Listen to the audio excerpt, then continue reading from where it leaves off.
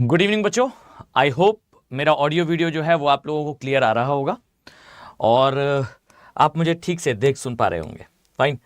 तो आज की क्लास में हम डिस्कस करेंगे ग्रेट इंडियन प्लेन अर्थात उत्तर के विशाल मैदान के विभाजन के बारे में। ये क्लास बच्चों 9th है। इसके पहले की सारी क्लासेस सीक्वेंशियल ऑर्डर में जो है वो एक प्लेलिस्ट में आप जाएंगे स्टडी आईक्यू के चैनल पर, तो वहां प्लेलिस्ट में आपको मिल जाएंगी। फाइन। टॉप पर ही जो है वो प्लेलिस्ट है, उसमें लिखा हुआ है इंडियन ज्योग्राफी बाय अभिनव सर। ठीक है, तो आपको वहां पर पूरी इंडियन ज्योग्राफी की जो बीती हुई 9 क्लासेस हैं ये सारी क्लासेस मिल जाएंगी। So don't you worry about this कि सर क्लासेस जो है वो अभी तक मैंने क्या है प्लेलिस्ट बनाई नहीं थी, इस कारण से आप लोगों को दिख नहीं रही थी। फाइन। मैंने सोचा कि पहले कुछ लेक्चर्स हो जाएं, उसके बाद एक साथ उन लेक्चर्स को एक सीरीज में ऐड ऑन कर देंगे तो ज़्यादा बेहतर होगा। फाइन। तो ये बच्चों 9th क्लास है, 9वीं क्लास है और इस सीरीज में हम जैसा मैंने पहले बताया कि हम ज्योग्राफी को, इंडियन ज्योग्राफी को इन्वायरमेंट के साथ कवर करेंगे। ठीक है, जो टॉपिक्स आएंगे, जैसे आपने हिमालय पढ़ा था तो मैंने एक पूरी डेडिकेटेड क्लास ली जिसमें मैंने हिमालय की जैव विविधता अर्थात बायोडायवर्सिटी के बारे में डिटेल में चर्चा करी। ठीक, फिर अभी मैं स्टार्ट कर रहा हूं ग्रेट इंडियन प्लेन। तो देखिएगा ग्रेट इंडियन प्लेन पढ़ते समय इसके हर एक पार्ट में मैं आपसे डिस्कस करूंगा कि यहां पर कौन कौन से नेशनल पार्क आते हैं। ठीक, मैं यहां आपको काजीरंगा से चलते हुए जाएंगे तो Manas national park, Kaziranga national park, Balphakram national park, Baghmara national park, Pobitora national park, Ramganga national park. फिर यहां से चलते हुए करीब 12 नेशनल पार्क की एक पूरी लिस्ट है। फाइन। और हर एक नेशनल पार्क में जो स्पीशीज पाई जाती हैं उन स्पीशीज के बारे में देखेंगे, इनका IUCN स्टेटस, साइट्स का स्टेटस से लेकर इंडिया के जो वन्य जीव संरक्षण अधिनियम के अंतर्गत उसकी जो शेड्यूल है हम ये भी चेक करेंगे और हर एक स्पीशी के बारे में डिटेल में चर्चा करेंगे। जैसे मैंने रेड पांडा के बारे में बताया कि इनब्रीडिंग डिप्रेशन है उसमें। फाइन। तो इनब्रीडिंग डिप्रेशन की उस प्रॉब्लम के कारण जो है रेड पांडा की पॉपुलेशन उतनी तेजी से बढ़ती नहीं है, इस कारण से उसको सिंगलीला नेशनल पार्क लाया गया। और सिंगलीला नेशनल पार्क के लिए फिर मैंने बताया कि वहां पर peak of poisonous plants, yellow throated Martin यानी कि येलो कलर के गले वाला मार्टिन रहता है जो कि प्राकृतिक शिकारी है रेड पांडा का। फाइन। सो ये सारी चीजें हमने डिस्कस करी जिस गहराई के साथ, जिस डेप्थ के साथ, वही डेप्थ जो है हम अभी जो है आगे जब हम देखेंगे रफली अराउंड 30 मिनट्स के अंदर, 30 मिनट के अंदर मैं एक ऐसे सेक्शन में पहुंच जाऊंगा राजस्थान के प्लेन में जहां पर फिर नेशनल पार्क आ जाएंगे। तो यह ध्यान रखना कि मैं हर एक चैप्टर में वाटर ड्रॉप इफेक्ट में आपके साथ चर्चा करूंगा कि कैसे आप जो है वो यहां से इंडियन ज्योग्राफी को एनवायरनमेंट से कनेक्ट कर सकते हो। और यहीं पर फिर मैं एनवायरनमेंट के, ऐसा नहीं है कि सिर्फ नेशनल पार्क हम देख लेंगे, मतलब this is not a bluff, मतलब ये ऐसा नहीं है कि मैं आपके साथ एक छोटा सा धोखा कर रहा हूं कि यहां पर पर्यावरण लिख दिया और भूगोल पढ़ाते हुए मैं आगे जा रहा हूं और कहीं कहीं पर्यावरण का टच देने के लिए मैं बीच में कुछ नेशनल पार्क की बात कर लूं और फिर कुछ जो है उनकी प्रजातियों की बात कर लूं और उनमें थोड़ा सा डिटेल में चला जाऊं। I will do cover the environmental point of view with respect to India. मैं इंडिया के रिस्पेक्ट में पूरा एनवायरमेंट का पॉइंट ऑफ व्यू कवर करता जाऊंगा। ठीक है सर, आपकी क्लास अटेंड करने की बेचैनी रहती है। अरे वाह भाई, इतना चलिए भाई, चलिए, बहुत बहुत धन्यवाद अंशुमन जी। तो देखिए मैं आपसे यही कहूंगा कि ज्योग्राफी अच्छे से पढ़ो, डिटेल में पढ़ो और इन डेप्थ पढ़ो। मैं इस बात को एकदम कॉन्फिडेंस के साथ कह सकता हूं, आई एम 100% श्योर कि अगर कोई स्टूडेंट जो है वो ठीक से ज्योग्राफी प्लस एनवायरनमेंट कवर करता है तो उसका आगे यूपीएससी का प्री, उसका मेंस और बहुत सारी चीजें इससे निकल कर आती है। मैं आपको बताऊं तो जियोपॉलिटिक्स हो, इंटरनल सिक्योरिटी हो, इन्वायरमेंट हो, डिजास्टर मैनेजमेंट हो यानी कि आपदा प्रबंधन हो, आंतरिक सुरक्षा हो, अंतरराष्ट्रीय संबंध हो या फिर खुद में अपना जो कोर सेक्शन इसका है वो, ये 100% क्रिस्टल क्लियर और रॉक सॉलिड हो जाता है। सो मैं उम्मीद कर रहा हूं कि आप सभी लोग ठीक से इसे कवर कर रहे होंगे, इसके नोट्स बना रहे होंगे। ठीक है, I will complete sir, can you complete the whole GS syllabus? हाँ बच्चे, अगर आप लोग देखते रहे तो मैं बिल्कुल जो है वो इसे कवर करूंगा। ओके, हाँ बच्चे, जेरी नाम मैं पढ़ पा रहा हूं, तो Jerry ji don't you worry, मैं पूरा प्रयास करूंगा कि मैं पूरा जो है वो कवर कर दूं। अब आगे जाने से पहले ध्यान से सुनो भाई, एक अच्छी अपॉर्चुनिटी है। वो सभी लोग जो ज्योग्राफी ऑप्शनल के बैचेस में या फिर हमारे संपूर्ण बैचेस में आने के बारे में सोच रहे थे, वो अब सोचना बंद कर दो। रीजन, यहां पर जो है वो आपको एक सेल दिखाई दे रही है, इसके तहत जो है आपको लर्निंग फेस्ट सेल है और इसके तहत जो है आपको कोर्सेस में सिग्निफिकेंट डिस्काउंट मिलेगा। अब देखो मैं इस पूरी सीरीज में कितने बार ये बात कह चुका हूं, ठीक है। अभी से पहले एक जूम सेशन भी हुआ था, उस जूम सेशन में भी मैंने जो है वो इस बात को बार बार दोहराया था कि डियर, मतलब मुझे समझ नहीं आता कि आप लोगों को किस भाषा में मैं ये बताऊं कि ज्योग्राफी ऑप्शनल या फिर ऑप्शनल पढ़ना, कि कोई भी ऑप्शनल हो, ऑप्शनल पढ़ना जरूरी होता है। और उसमें भी ज्योग्राफी ऑप्शनल एक ऐसा विषय है जिसमें एक तो आपको अगर क्लास समझ में आ रही है तो इसका मतलब है this is a subject for you, ये आपके लिए ही है। ये याद रखिए कि इस जो है वो परसेप्शन में मत रहो। मतलब मैं हमेशा कहता हूं कि यार इस परसेप्शन में मत रहो कि ऐसा ऑप्शन लेने पर ऐसा हो जाएगा, वैसा ऑप्शन लेने पर वैसा हो जाएगा। अरे भाई, वो ऑप्शन लेना चाहिए जो समझ में आए, पहली बात। दूसरी बात, इंटरेस्ट हो। और तीसरी बात, वो आपके हर एक सेक्टर में हेल्प करे। फाइन, प्री में भी हेल्प करे, मेंस में भी हेल्प करे, और ऑप्शनल अपने आप में यूजफुल हो। सो इसका थोड़ा सा ध्यान रखिएगा कि ये ऑप्शनल आपका वेट कर रहा है। इसमें क्लासेस स्टार्ट हो चुकी हैं, आप थोड़े से लेट हो रहे हैं। अगर आपने एनरोल नहीं किया है तो आप एनरोल कर सकते हो। ये सेल अभी यहां पर देखिए 28 फेब तक अवेलेबल है। इस सेल के तहत आपको जो कॉस्ट है उसमें कमी दिखाई दे रही है। अगर आप चाहते हो तो आप बेस्ट टाइम है ज्वाइन करने का। Just put AK life code, description में लिंक दिया हुआ है, क्लिक करो, लिंक पे जाओ, ऐप इंस्टॉल करो, नहीं तो डायरेक्टली वेबसाइट का भी लिंक दिया हुआ है, उससे जाकर आप ज्वाइन कर सकते हो। और एक बात, ज्वाइन करने से पहले एक बार जरूर क्लास देखिएगा। 3R की बहुत सारी क्लासेस अपलोडेड हैं जो ऐप है उस पर, और उससे देखिए कि उन क्लासेस में क्या गहराई है, हम किस तरीके से पूरा सिलेबस कवर करेंगे। फील करिए क्लास को और उसके बाद एनरोल कीजिए। सो आपके पास लेक्चर्स भी अवेलेबल है, साथ में संपूर्ण बैच तो है ही। अगर आप पूरी तैयारी करना चाह रहे हो तो आपके पास मौका है कि स्टडी IQ के अभी इस सेल का आप फायदा उठा लीजिए। आपको जो है वो एक तो डिस्काउंट मिल जाएगा, उसके साथ ही कुछ स्पेशल फीचर्स भी ऐड ऑन हो जाएंगे। डिटेल में इसके बारे में थोड़े समय बाद चर्चा करूंगा। और साथ ही एक वीडियो, मेरा एक लेक्चर जो है वो शायद आज दोपहर में भी अपलोड हुआ था, उसमें भी मैंने इसके फीचर्स के बारे में बताया है। तो अगर आप चाहते हो डिटेल में समझना तो आप वहां से भी देख सकते हो। साथ ही ये टेलीग्राम चैनल है, आप इस टेलीग्राम चैनल पर आ जाइए। मैं टेलीग्राम चैनल में आपको सारी जानकारी, अगर आपको कोई और चीज़ चाहिए होगी जानकारी के फॉर्म में, तो आई विल प्रोवाइड। साथ में PDF भी मिल जाएगी। थोड़ा सा मैं क्षमा चाहूँगा कि मैं जो है वो कई बार PDF अपलोड करने में थोड़ा देरी कर देता हूँ, बट मैं एक बात स्पष्ट कर दूँ कि मैं देरी ज़रूर करता हूं, बट मैं हूं पंचुअल। मतलब मैं बाकी सारी चीज़ें, मतलब जैसे मैं अपलोड कर रहा हूं तो मैं, हो सकता है टेलीग्राम चैनल पे मैं कुछ घंटों बाद अपलोड करूं, तो लेकिन मैं अपलोड कर देता हूं। सर ऐप पर फी है? सर ऐप पे फ्री है? नहीं बच्चे, ये बैचेस हैं तो इसमें आपको ज्वाइन करना पड़ेगा। सर हिंदी मीडियम के लिए कहते हैं कि हिंदी लिटरेचर ऑप्शनल अच्छा होता है, ईजी होता है। बच्चे देखो, ऑप्शनल सारे ईजी होते हैं अगर समझ में आए तो, नहीं आते हैं सारे कठिन होते हैं, ठीक है। और मेरा कहना यह है, देखो मैं स्पष्ट कहता हूं इस बात को कि यार हर एक ऑप्शन का अपना फायदा होता है और उससे जो है एक प्रकार की स्ट्रेंथ मिलती है। अगर आपने ऑप्शन ले रखा है तो आप हिंदी लिटरेचर लीजिए, आप हिस्ट्री लीजिए, समझ में आता है आपको, जो है वो कविताएं पढ़ना अच्छा लगता है, साहित्य पढ़ना अच्छा लगता है, आप शुरू से जो है साहित्य में इंटरेस्ट लेते आए हैं, तो आपको ज़रूर हिंदी लिटरेचर फ़ायदा करेगा, फिर ज्योग्राफी फ़ायदा नहीं करेगा। अगर आपको इतिहास की जो कहानियां हैं, डेट्स हैं और इससे संबंधित चीज़ें हैं, जैसे हिस्ट्री में बहुत सारे डायमेंशंस होते हैं, आपको उनको पढ़ना अच्छा लगता है, ऐतिहासिक घटनाओं को जानना अच्छा लगता है, आप उसके साथ जा सकते हैं। और अगर आपको ज्योग्राफी अच्छा लगता है तो आप ज्योग्राफी के साथ जा सकते हैं। लेकिन ये आधार के सर इसको पढ़ने पर ऐसा हो जाएगा या वैसा हो जाएगा, ऐसा नहीं होता। फाइन, मतलब आप कम से कम मैं इतना तो कह सकता हूँ कि आप अपने साथ गलत मत करिएगा, ठीक है। ये सोच के कि सर दूसरा ये X नामक ऑप्शनल ज़्यादा अच्छा है क्योंकि इससे X नामक चीज़ ज़्यादा हो जाती है, तो ऐसा कुछ नहीं होता। सभी ऑप्शन से सिलेक्शन होता है, बस आपके ऊपर डिपेंड करता है कि आपको वो समझ में आ रहा है या नहीं। सर मेरा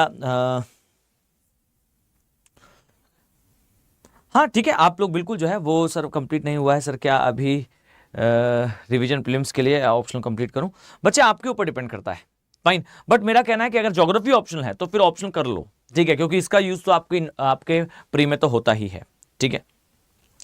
संपूर्ण बैच में दोनों ही बैच हो, चाहे संपूर्ण बैच हो चाहे ऑप्शनल का बैच हो, डेली 3R की क्लासेस होती है बच्चों, 3R की क्लासेस। मुझसे आप कितना भी पूछो, ध्यान से सुनिएगा, आप लोग मुझसे कितना भी पूछो कि सर कौन सा ऑप्शनल अच्छा होता है, देखो बड़े स्मार्टली पूछे, सर सोशियोलॉजी अच्छा होता है कि ज्योग्राफी अच्छा होता है, आप एक तो गलत पर्सन से पूछ रहे हो। मुझसे अगर पूछोगे तो मैं आंख बंद करके यही बात कहूंगा कि देखो, हिंदी माध्यम के कम रिजल्ट का कारण यही है कि हम इस ऑप्शन के साथ तैयारी ही नहीं करते हैं ज्यादा। फाइन। तो अगर आप तैयारी ही नहीं करोगे तो फिर आपका रिजल्ट में आपको इसका कह सकते हो नेगेटिव इंपैक्ट तो दिखेगा। फाइन। तैयारी करोगे, लग कर पढ़ाई करोगे, बहुत बढ़िया ऑप्शन है, समझ पर आधारित है, कुछ भी रटना नहीं होता और क्लास ऐसा लगता है जैसे एक मूवी चल रही है, डेली एक नई कहानी जैसे आपको समझ में आएगी। तो इट्स अप टू यू। अगर आप मेरी क्लास 1.5 घंटा देख पा रहे हैं तो आप फिर 3 घंटे में तो उसे और भी ज्यादा एंजॉय करोगे। तो ये मैं कहना चाहता हूं और बाकी आपके ऊपर डिपेंड करता है आपको क्या समझ में आता है। ठीक है, चलिए। सो अब हम आ जाते हैं उत्तर भारत के विशाल मैदान पे। लास्ट क्लास में हमारा जो डिस्कशन हुआ था उसमें मैंने आपको ग्रेट इंडियन प्लेन के फॉर्मेशन के बारे में जानकारी दी थी। सर बता दो 2 ऑप्शन ले सकते हैं क्या? नहीं बच्चे, एक ही ऑप्शन लेना है। ठीक, एक ही ऑप्शन लेना है, एक ही ऑप्शन लेना है। ठीक है, तो इसलिए आप लोग ध्यान रखिएगा। ठीक है, चलो। नाउ लास्ट क्लास में बच्चों हमारी चर्चा हुई थी जहां हमने यह देखा था कि कैसे जो है वो ग्रेट इंडियन प्लेन का फॉर्मेशन हुआ, इसका निर्माण हुआ। और इसमें मैंने आपको बहुत सारी काम की बातें बताई थी, जैसे दिल्ली में इंफ्रास्ट्रक्चर डेवलपमेंट यानी कि अधोसंरचना के निर्माण के संबंध में क्या क्या बाधाएं आती हैं। मैंने वहां आपको बताया था कि एक एंशिएंट रिवर हुआ करती थी सरस्वती नाम की, जो राजस्थान के प्लेन से मिलती थी और उसकी सहायक नदी थी यमुना। और यमुना और सरस्वती के बीच में आ गया अरावली, इसलिए यमुना हो गई डाइवर्ट और सरस्वती गई सूख। तो सरस्वती सूख गई क्योंकि यमुना और सरस्वती के बीच में अरावली आ गया और अरावली के इस हिस्से पर जो है अवसाद के जम जाने से एक मैदान बना जो एक जल विभाजक का कार्य करता है गंगा और सिंधु के मैदान के बीच में। इसे हमने हरियाणा का मैदान बताया था। और सरस्वती के बची हुई घाटी के अंदर आज के समय घग्गर नदी बहती है और यह एक इनलैंड ड्रेन रिवर है, ये किसी सागर से नहीं मिलती है। साथ में मैंने दिल्ली का इंफ्रास्ट्रक्चर तो बता ही दिया कि भाई एक समय पर कनॉट प्लेस से गुजरती थी, एक समय पर जो है वो दिल्ली का लाल किला यमुना के किनारे था और इवन जो आयरन ब्रिज बना है उसके नीचे यमुना थी। आज के समय आयरन ब्रिज पर खड़े होकर शायद आपको यमुना दिखे भी ना, दिल्ली की बात कर रहा हूं मैं। ये सारी चीजें हमने देखी लास्ट क्लास में, माफ कीजिएगा। सेकेंडली हमने ये बात करी कि जो दिल्ली है, जो सरस्वती का कोर्स है, हड़प्पा सिविलाइजेशन के लोग, वास्तविकता में हड़प्पा खत्म नहीं हुई थी, हड़प्पा सिविलाइजेशन के लोग जो है वो सरस्वती सिविलाइजेशन के रूप में परिवर्तित हो रहे थे। क्यों? क्योंकि वर्षा के पैटर्न में चेंज आया था। वर्षा के पैटर्न में चेंज होने से जो सिंधु नदी तंत्र है उसकी कुछ नदियों में उफान और कुछ नदियां सूख रही थी। इस कारण से हड़प्पा सिविलाइजेशन के लोग निकलकर सरस्वती के आसपास रीसेटल हो रहे थे और दिक्कत यह थी कि ये बेचारे जो लोग थे वो जहां पर रीसेटलमेंट कर रहे थे, अपना दोबारा से अधिवास बना रहे थे, वो नदी ही सूख गई। इस कारण से हड़प्पा का रिहैबिलिटेशन यानी कि उस बस्ती का पुनर्स्थापन सक्सेसफुल नहीं हो पाया और वो सभ्यता समाप्त हो गई। तो ये सारी चीजें देखिए, मैंने हिस्ट्री से उसे कनेक्ट करा, मैंने उसे जो है वो पॉलिटी से कनेक्ट करा, देश के इंफ्रास्ट्रक्चर डेवलपमेंट से कनेक्ट करा, सेम इवेंट, बस प्रायद्वीपीय भारत का आगे बढ़ना। और इसके पहले फिर मैंने इसे कनेक्ट भी करा था इस बात से कि हिंद महासागर के अंदर एक गर्त जैसा बन रहा है, वहां कटक का निर्माण हो रहा है और सुकोत्रा छागौस कटक की लंबाई बढ़ रही है जैसे जैसे हिमालय की हाइट इंक्रीज हो रही है। तो ये सारी चीजें कोरिलेटेड है। मैं मानकर चलता हूं कि आप सभी इस बात की गंभीरता को जो है वो समझ पा रहे हो कि सब्जेक्ट कैसे इंटरलिंक होता है। फाइन, चलिए अब आते हैं भाई जो गंगा का मैदान है इसके परिप्रेक्ष्य में, जो उत्तर का मैदान है इसके परिप्रेक्ष्य में, इसके विभाजन पे। तो सबसे पहले तो आइए ये ध्यान देते हैं कि जो हमारा उत्तर का विशाल मैदान है इसका विभाजन कैसा है। आई होप आपको याद होगा। अब देखो जो मैं डायग्राम प्लॉट कर रहा हूं, मेक इट श्योर कि आप एज इट इज इस डायग्राम को अपनी कॉपी पर प्लॉट कर लीजिए। ठीक है, थोड़ा सा प्रैक्टिस करोगे आराम से सब बनने लगेगा। देखिए यहां आते हैं, ये है हमारा जम्मू एंड कश्मीर वाला एरिया। ठीक, यहां से आप देखोगे, जस्ट अ सेकेंड, थोड़ा सा ऊपर बना लेते हैं इसे। आप इस प्रकार से देखोगे तो यहां आपको दिखाई देगा सिक्किम वाला एरिया, ये हमारा नॉर्थ ईस्टर्न पोर्शन है। फाइन, वैसे तो यह भी नॉर्थ प्लेन का ही हिस्सा है, पर हम जो है वो यहां बांग्लादेश आता है और हम इंडिया के यानी कि भारत के उत्तर के विशाल मैदान की बात कर रहे हैं, इसलिए इस हिस्से को हम ब्रेकआउट कर लेते हैं। फाइन, देखिए इसके बाद आपको यहां पर दिखाई देगा ये जम्मू एंड कश्मीर का प्लेस है। जम्मू और कश्मीर के बाद जो है आप इस प्रकार से नीचे आएंगे तो यहां आपको जो है राजस्थान का एरिया दिखाई देगा, ये गुजरात का पोर्शन दिखाई देगा और इस तरीके से आप जो है वो इसे प्लॉट कर पाओगे।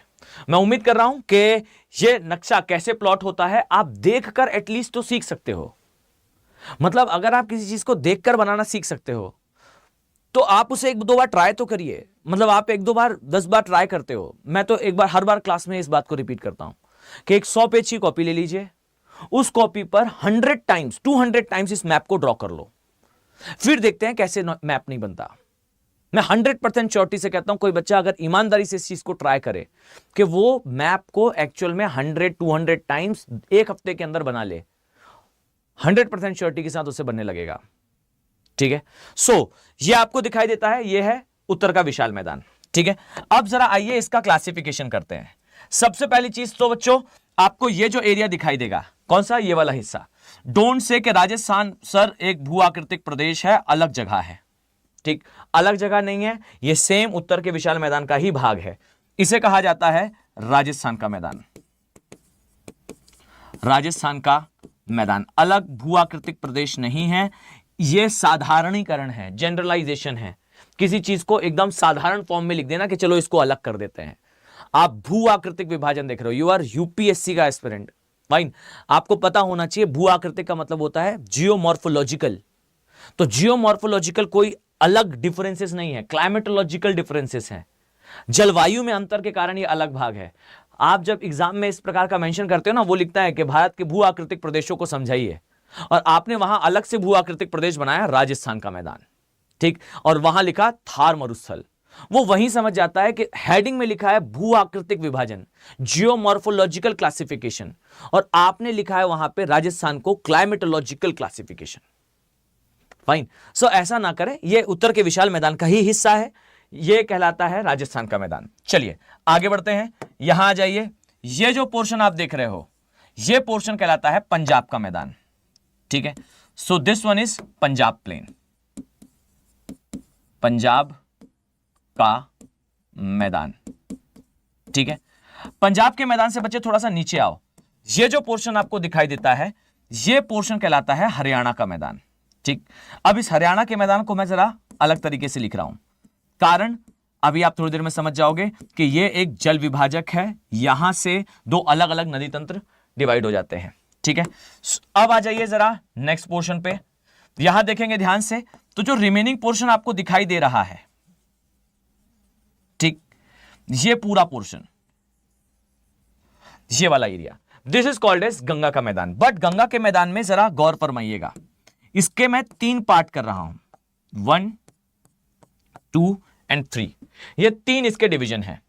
एक हिस्सा ये कहलाता है पूर्वी गंगा का मैदान, बहुत सॉरी, ये पूर्वी है, ये पश्चिमी है, ये है पश्चिमी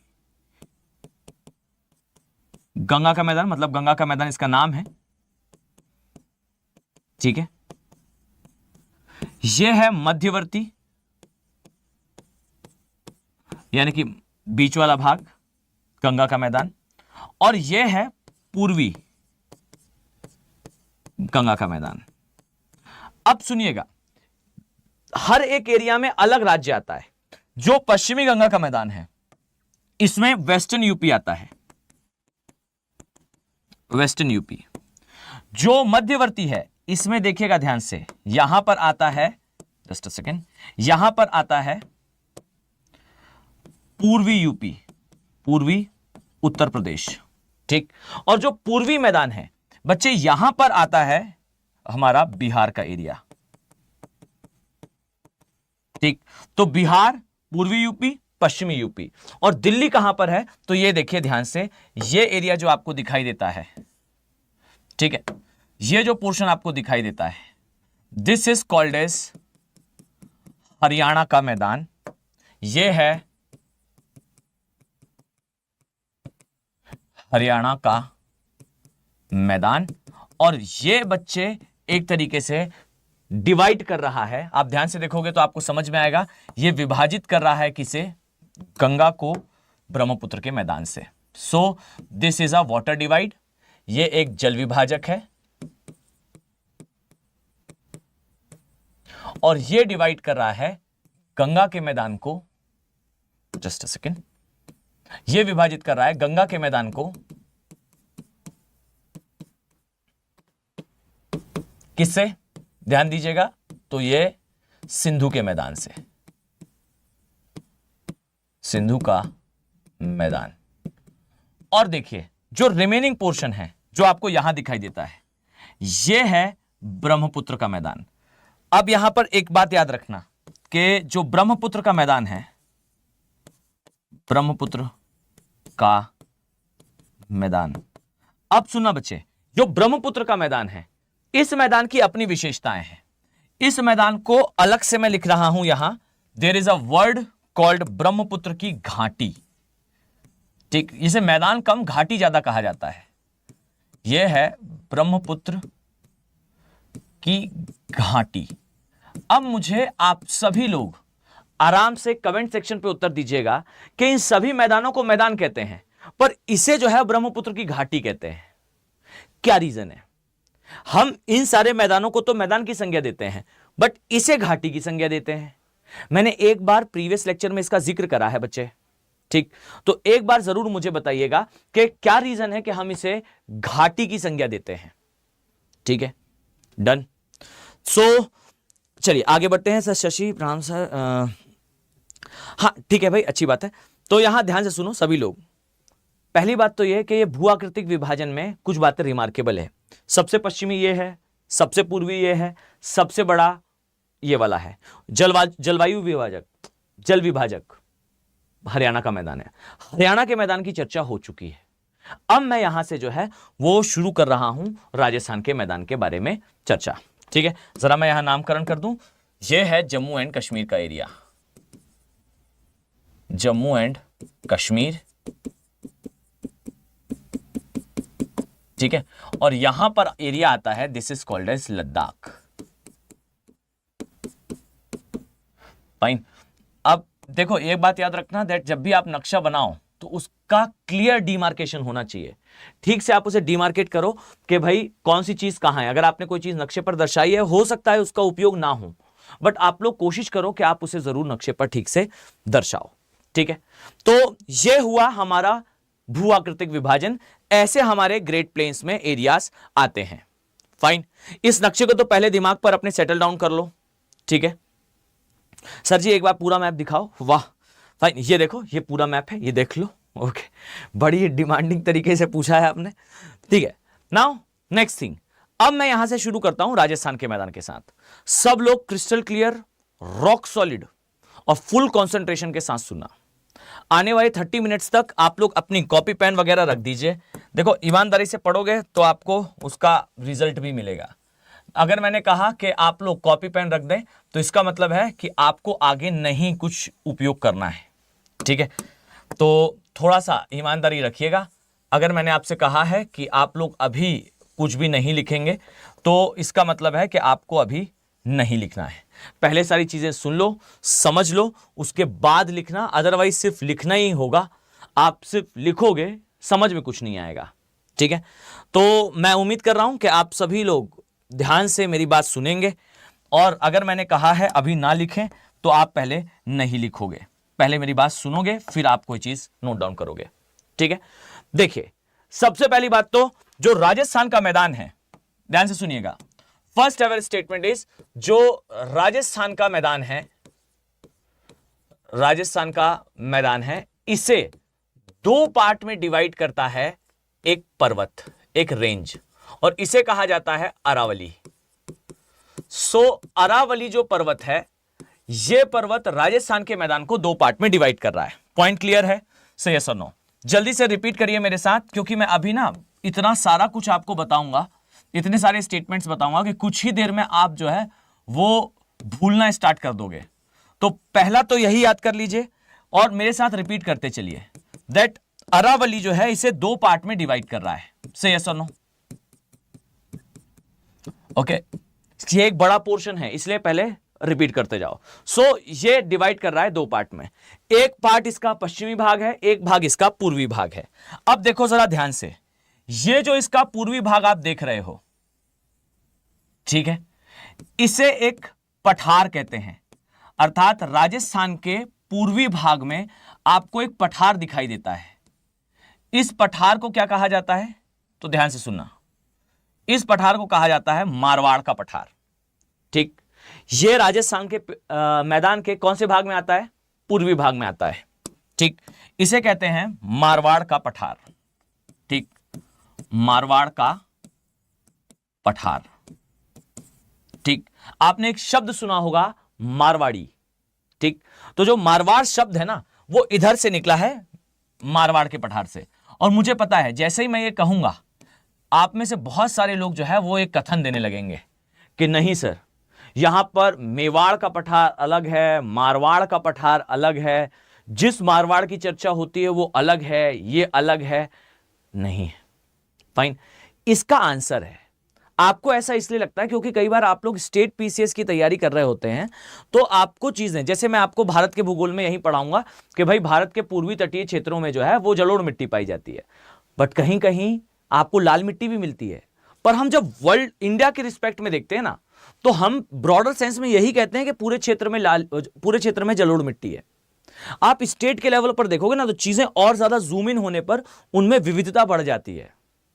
ठीक है, हम नेशनल लेवल पर तो यही कहते हैं, इंडियन ज्योग्राफी के केस में तो यही कहेंगे और यही सत्य है कि मारवाड़ का पठार जो है अरावली के पश्चिमी पूर्वी भाग में हमें दिखाई पड़ता है। डन, यही मेवाड़ है, यही मारवाड़ का एरिया है। ठीक है, अब यहां पर जरा इसके बारे में थोड़ा डिटेलिंग कर दूं। यह पठार के बारे में चर्चा हम करेंगे जब प्रायद्वीपीय भारत पढ़ेंगे, क्योंकि मारवाड़ का पठार एक्चुअल में मालवा के पठार का विस्तार है, मालवा के पठार का विस्तार है। और मालवा का पठार बेसिकली दक्कन के पठार का विस्तार है, दक्कन के पठार का विस्तार है।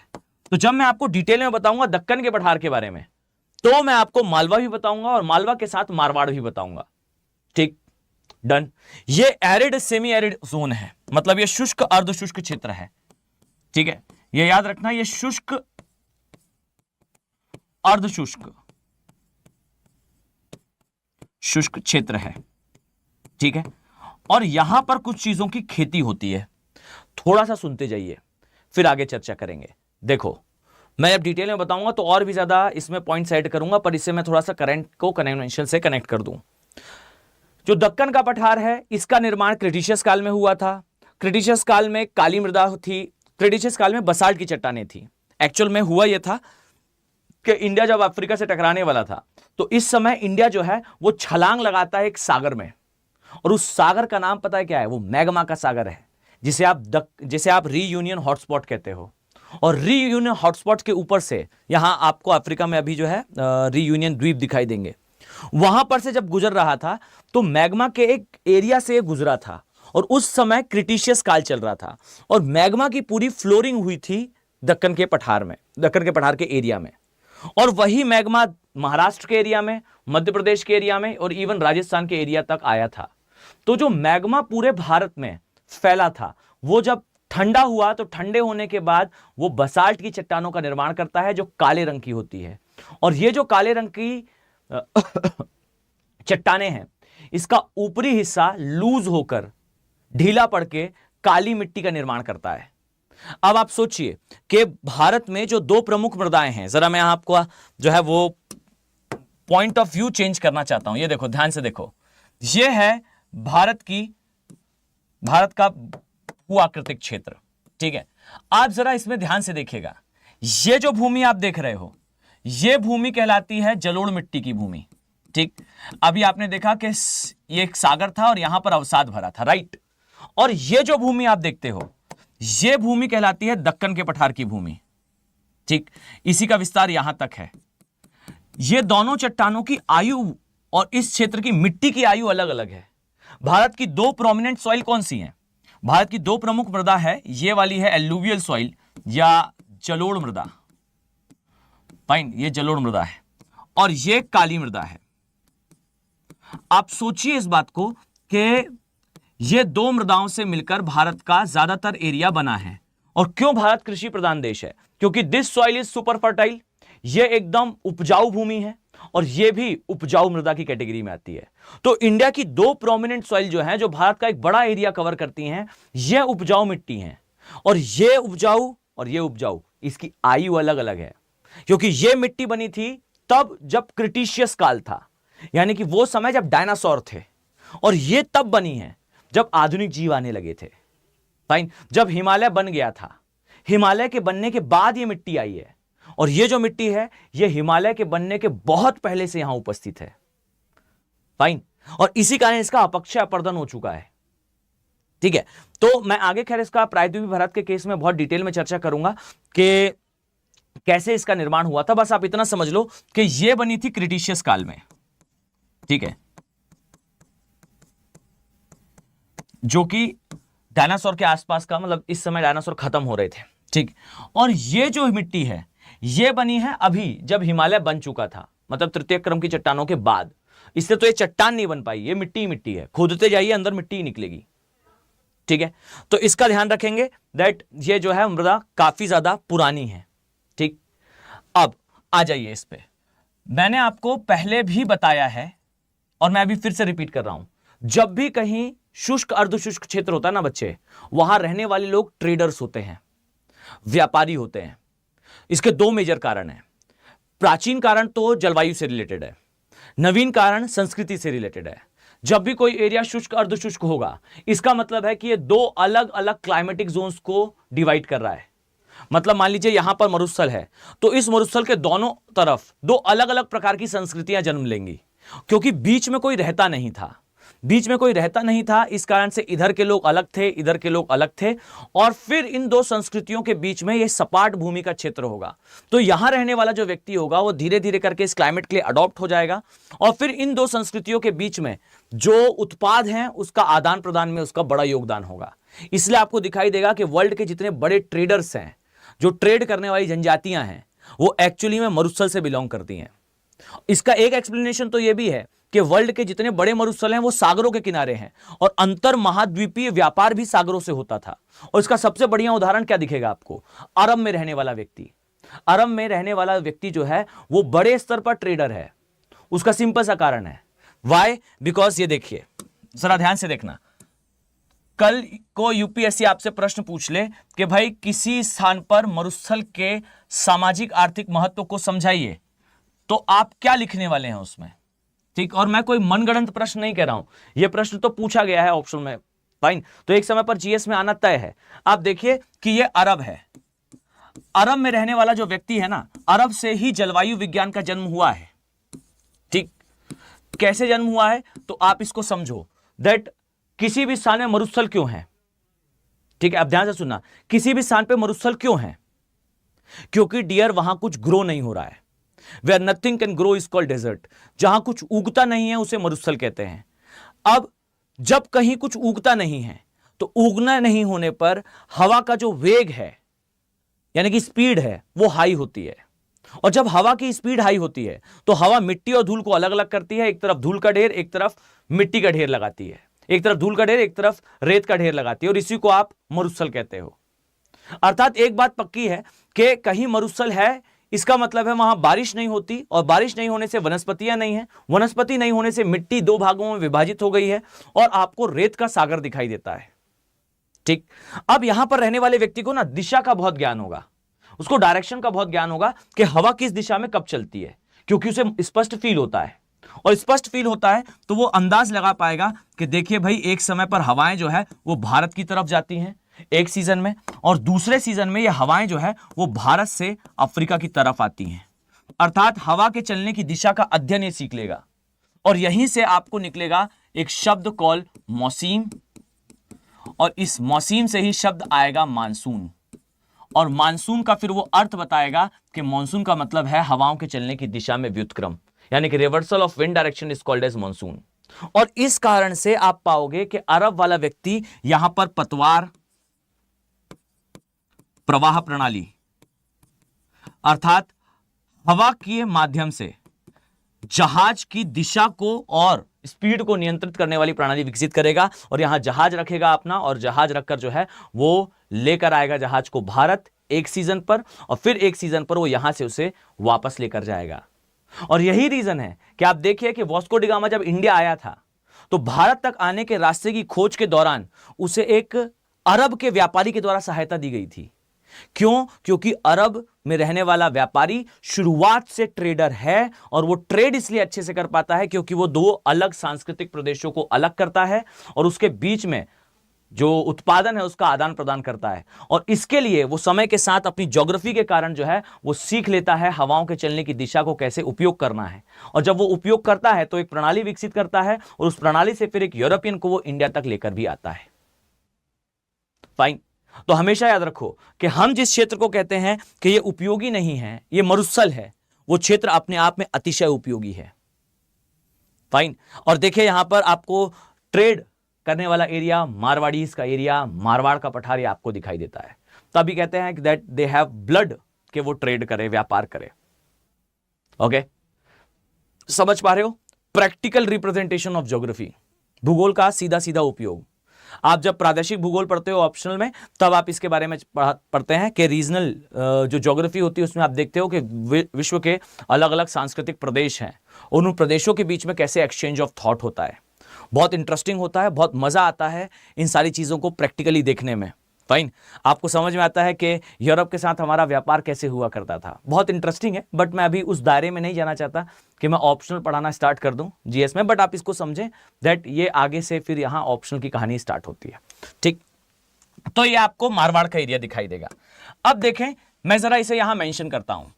इसका जो पश्चिमी भाग है, मतलब अरावली के इस तरफ वाला भाग, ये इसका पश्चिमी भाग कहलाता है। और सुनिएगा, इसके पश्चिमी भाग के लिए दैट ये है एक शुष्क प्रदेश, या फिर इसे कहते हैं ये है मरुभूमि। मरुभूमि अर्थात मरुस्थल, मरुस्थलीय क्षेत्र है। ठीक, तो ये वाला हिस्सा हो गया आपका मरुस्थल वाला एरिया। अब इस एरिया के बारे में सबसे पहले कुछ चीजें सुनना शुरू करो, but before I start make it sure कि जिस मरुस्थल की आप बात कर रहे हो, जिस एरिया की आप बात कर रहे हो, ये एरिया एक्चुअल में कैसा है। तो देखो, पहला डायमेंशन अब नोट डाउन करना माइंड में पहले। सबसे पहली डायमेंशन दैट इस एरिया में आपको रेतीला मरुस्थल, रेतीला मरुस्थल मिलेगा। यहां आपको पथरीला मरुस्थल मिलेगा। ठीक, यहां आपको रेतीला पथरीला के पश्चात चट्टानी मरुस्थल भी मिलेगा। ठीक, अर्थात रेतीला मरुस्थल भी है, पथरीला मरुस्थल भी है और चट्टानी मरुस्थल भी है। और इन सभी मरुस्थलों को अलग अलग नाम से जानते हैं। रेतीले मरुस्थल को कहा जाता है रेग, ध्यान से सुनिएगा, सॉरी, पथरीले को कहा जाता है रेग। पथरीले मरुस्थल को रेग मरुस्थल कहते हैं। चट्टानी मरुस्थल को हमाडा कहते हैं, और रेतीले मरुस्थल को अर्ग मरुस्थल कहते हैं। ठीक है, सो रेग, अर्ग और हमाडा, ये तीन प्रकार के जो है आपको मरुस्थलीय प्रदेश दिखाई देते हैं राजस्थान के मैदानी भाग में। ठीक है, अर्थात Rajasthan have all type of desert, ये तीनों डेजर्ट के उसके नाम है, रेग, अर्ग और हमाडा। तो ये एरिया तो पक्की बात है कि मरुस्थल है। इसके निचले भाग को जरा ध्यान से देखिएगा, ये वाला जो हिस्सा आप देख रहे हो, इसे कहते हैं कच्छ क्षेत्र का एरिया। ठीक, ये कच्छ भूमि है। ठीक है, कच्छ के बारे में मैं आगे तटीय मैदान में चर्चा करूंगा। ये राजस्थान के मैदान का हिस्सा नहीं है, पर यहां से निकलने वाली नदियां यहां आती हैं, इस कारण से मुझे इसे प्लॉट करना पड़ रहा है। यह कहलाता है run of Kutch, run of Kutch. तो यह हो गया रन ऑफ कच्छ का एरिया, यह हो गया मरुस्थलीय प्रदेश। आगे कहीं भी जाने से पहले इतना समझ लो कि राजस्थान के जितने भी नेशनल पार्क हैं, यहां पर मारवाड़ के एरिया में मैंने कहा था पर्यावरण साथ में देखते चलेंगे। तो देखो, राजस्थान के जितने भी नेशनल पार्क हैं, नोट डाउन कर लीजिएगा। Ranthambore national park, Sariska national park, Mukundra hills national park, या कई बार इसे द्रा नेशनल पार्क भी कह देते हैं। ठीक, और केवलादेव घाना नेशनल पार्क, ये चारों नेशनल पार्क हैं। मैं यहां पर नाम अलग से लिख देता, बट स्पेस नहीं है, तो आप लोग यहां पर अपने अकॉर्डिंगली नाम लिख लेना। 4 मेजर नेशनल पार्क हैं। कौन कौन सा? Sariska national park, Ranthambore national park, Mukundra hills national park, and the last one is Keoladeo Ghana national park. Keoladeo झील का नाम है, घाना राष्ट्रीय उद्यान का नाम है। केवलादेव झील मॉन्ट्रियक्स रिकॉर्ड का पार्ट है, और ये मॉन्ट्रियक्स रिकॉर्ड में रामसर की वो साइट्स आती हैं जो एंडेंजर्ड हो, मतलब खत्म होने वाली हो, खतरे में हो। तो 2 ही हैं ऐसी, एक है लोकटक झील जो कि आती मणिपुर में है, और एक है केओला देव झील जो आती घाना नेशनल पार्क में है, राजस्थान के एरिया मारवाड़ का पठार में। मैंने 2 मिनट के अंदर इन्वायरमेंट की बहुत इंपॉर्टेंट इंफॉर्मेशन दी है, ठीक है, तो इसे प्लीज नोट डाउन कर लीजिएगा। खुश, तो ये आपको इधर पर दिखाई देगी। अब आते हैं जरा इस एरिया के बारे में। याद रखो कि राजस्थान के जितने भी मेजर नेशनल पार्क्स हैं वो सारे के सारे आपको इसके पूर्वी भाग में दिखते हैं, लेकिन इसके पश्चिमी भाग में आपको एकमात्र नेशनल पार्क दिखेगा। मैं जरा इसे यहां लिखता हूं, ठीक। The only national park which is in western part of Aravallis, यानी कि अरावली के पश्चिमी भाग में आने वाला, पश्चिमी भाग में आने वाला एकमात्र नेशनल पार्क एक है, और उसका नाम ही है मरुस्थल नेशनल पार्क या desert national park, DESERT national park, ठीक, अर्थात मरुस्थल राष्ट्रीय उद्यान, मरुस्थल राष्ट्रीय उद्यान। और अब जरा ध्यान से सुनना बच्चों, जो मरुस्थल राष्ट्रीय उद्यान है, इस राष्ट्रीय उद्यान की सबसे बड़ी विशेषता क्या है? The most important dimension of this national park is कि यहां आपको एक प्रजाति मिलती है जिसे कहा जाता है सोन चिड़ैया। सोन चिड़िया कह लीजिए, या फिर इसका ऑफिशियल नेम जो है वो ग्रेट इंडियन बस्टर्ड है, is great Indian bustard, fine. और ये जो ग्रेट इंडियन बस्टर्ड है, इस चिड़िया की सबसे विशेष बात क्या है? दैट ये जो है एक समय पर पूरे भारत में मिलती थी। आज के समय केवल और केवल 100 ही जीवित हैं, 100 ही आपको जीवित दिखाई देंगी। मतलब ये बहुत तेजी से खत्म हो रही हैं, 100 से 200 के बीच में इनकी संख्या है, और ज्यादातर जो है वो इसी डेजर्ट नेशनल पार्क में खत्म हो रही है। अब यहां से प्रश्न उठता है कि भाई ये इतने बड़े स्तर पर समाप्त क्यों हो रही हैं? तो इसका 2 मेजर कारण है। पहला है इनके प्राकृतिक आवास की क्षति, ठीक, प्राकृतिक आवास जो है इसका खत्म हो रहा है। अब आप कहोगे सर कर दी ना जनरलाइज्ड बात, हर एक जीव का प्राकृतिक आवास खत्म हो रहा है, यूपीएससी ये क्यों स्टेटमेंट देगा? मैं बताता हूं कि वो क्यों स्टेटमेंट देगा, ध्यान से सुनना। और दूसरी बात है, यहां पर जो शिकार होता है इसका, इसके कारण भी ये समाप्त हो रहा है। तो 2 मेजर रीजन है, एक प्राकृतिक आवास की कमी और एक शिकार। अब इन दोनों को जरा 2 मिनट ध्यान से सुनना। जो बताने वाला हूं वो करंट अफेयर से सीधा लिंक्ड है, तो थोड़ा सा ध्यान से सुनिएगा, और मैं उम्मीद कर रहा हूं कि सभी लोग इसे ठीक से नोट डाउन करोगे, ठीक है? ध्यान से सुनो। मेक श्योर कि जिस ग्रेट इंडियन बस्टर्ड की हम बात कर रहे हैं, ये ग्रेट इंडियन बस्टर्ड इंडिया की सबसे बड़ी पक्षी है, इंडियाज लार्जेस्ट बर्ड है ये। इसे भारत का ऑस्ट्रिच भी कहा जाता है। ऑस्ट्रिच जानते हैं? ये जो है दुनिया की सबसे बड़ी बर्ड है। कोई बताएगा ऑस्ट्रिच को हिंदी में क्या कहा जाता है? शुतुरमुर्ग। इसे भारतीय शुतुरमुर्ग भी कहा जाता है, ठीक, मैं लिख देता हूं, भारतीय शुतुरमुर्ग, शुतुरमुर्ग भाई, ठीक। और ये याद रखना कि ये भारतीय शुतुरमुर्ग उड़ सकता है, बल्कि एक्चुअल शुतुरमुर्ग नहीं उड़ पाता, भारतीय शुतुरमुर्ग उड़ सकता है, और ये इंडिया की लार्जेस्ट बर्ड है। अब ये खत्म क्यों हो रही है? तो इसका करंट अफेयर सुनिए। हुआ ये है कि भारत सरकार के द्वारा तेजी से जो है इस एरिया में जहां ये रहती है वहां पर ग्रीनरी प्रोजेक्ट रन करा जा रहा है, फाइन। और ये जो ग्रीनरी प्रोजेक्ट है, इस ग्रीनरी प्रोजेक्ट के तहत हम नहरों के द्वारा, नदियों के जाल के द्वारा यहां तेजी से पानी पहुंचा रहे हैं। पानी पहुंचाने के कारण यह एरिया ग्रीन जोन में बदल रहा है, और यह बर्ड रहती ही कहां है? शुष्क अर्ध शुष्क क्षेत्र में। तो भाई विकास के नाम पर, जो कि जरूरी भी है ऑब्वियसली, फाइन, विकास के नाम पर जो हम पानी की आपूर्ति इधर पे लगातार बढ़ा रहे हैं, उसके कारण यहां रहने वाला जो प्राकृतिक जीव है समय के साथ ही खत्म हो रहा है। और दूसरी सबसे इंपॉर्टेंट बात है, मैं यहां लिख देता हूं, फाइन, ये है great Indian bustard, great Indian bustard. इसके खत्म होने के कौन कौन से कारण हैं?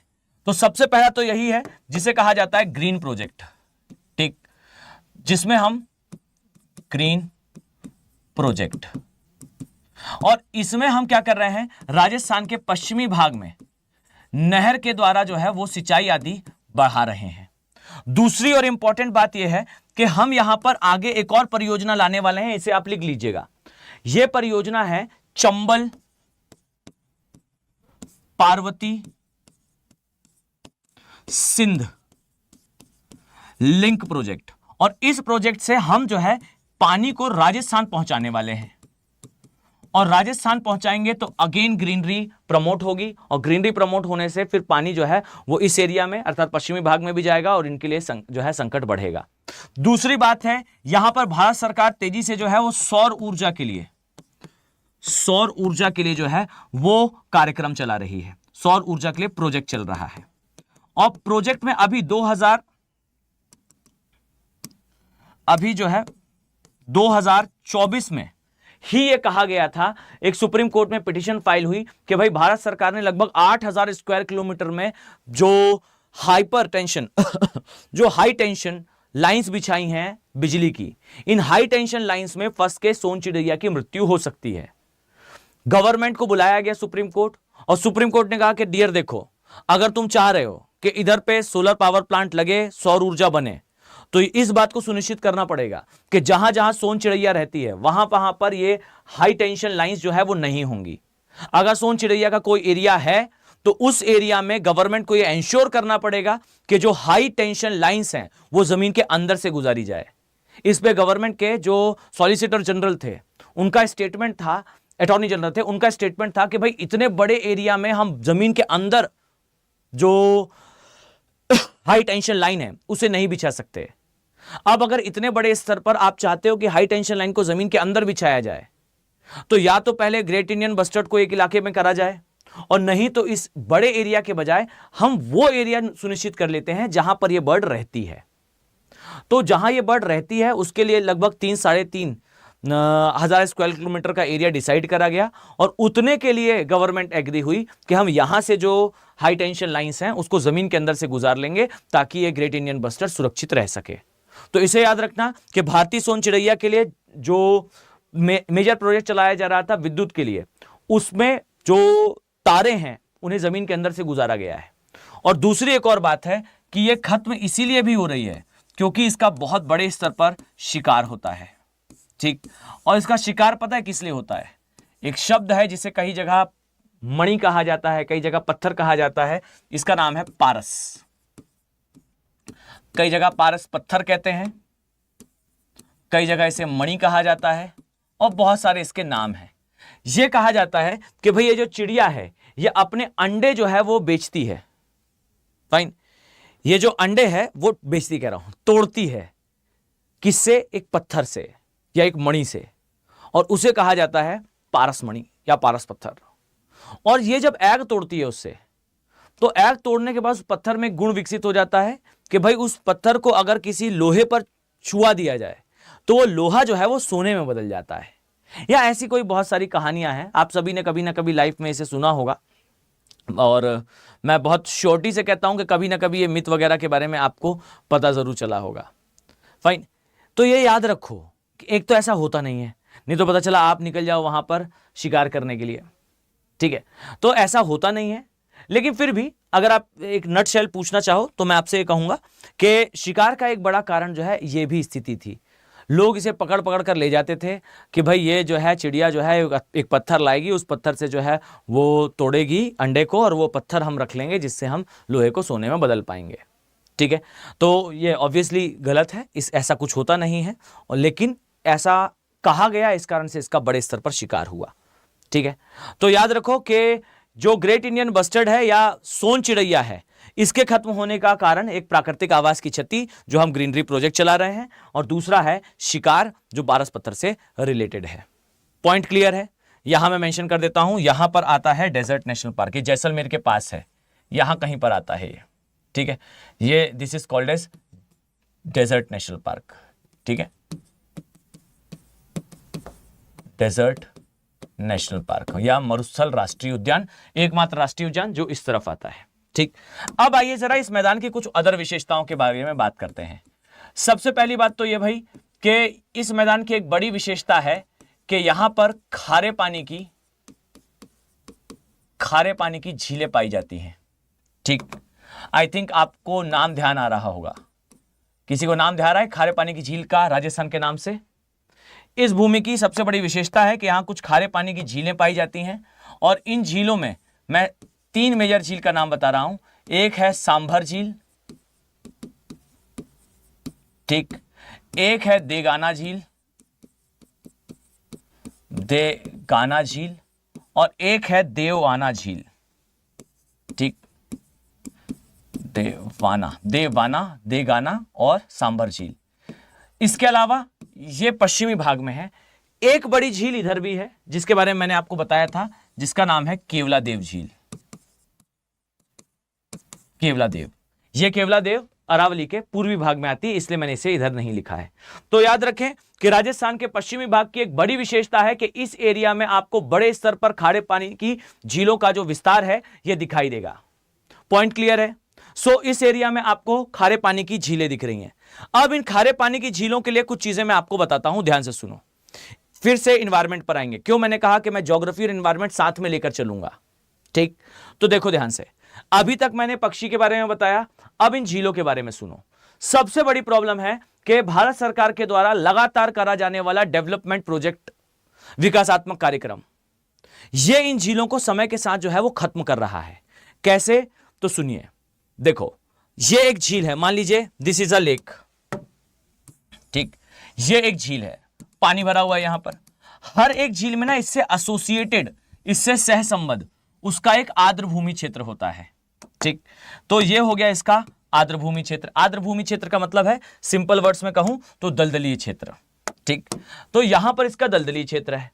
अब देखो, बहता हुआ पानी तो अपने आप को सुरक्षित रखने के लिए लगातार मोशन करता रहता है और अपने अंदर से गंदगी हटाता रहता है। पर रुका हुआ पानी क्या करता है? तो रुका हुआ पानी जो है वो इस स्थान पर अपने अवसादों को छोड़ता रहता है और एक दलदली भूमि का निर्माण करता है। अब सुनना, इस दलदली भूमि में जीव आकर जो है वो फंस जाते हैं।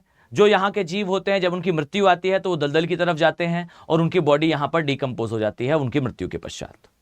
अब जैसे जैसे हम विकासात्मक कार्यक्रम रन करते हैं, जैसे जैसे हम डेवलपमेंट इनिशिएटिव्स को रन करते हैं, भारत सरकार वांट्स कि भाई भारत का विकास हो। भारत के विकास के लिए एक सशक्त माध्यम जो है वो टूरिज्म है और ये सारी ही झीलें जो है एक टूरिस्ट हॉटस्पॉट होती हैं। तो गवर्नमेंट क्या करती है? इसका कॉन्क्रीटाइजेशन कर देती है। यहां पर जो है वो कंक्रीट बिछा देती है। कंक्रीट बिछा देने के बाद यहां पर लोग आते हैं, टहलते वगैरह हैं, यहां पर शॉप वगैरह लग जाती हैं और विकासात्मक गतिविधियां तेज हो जाती हैं।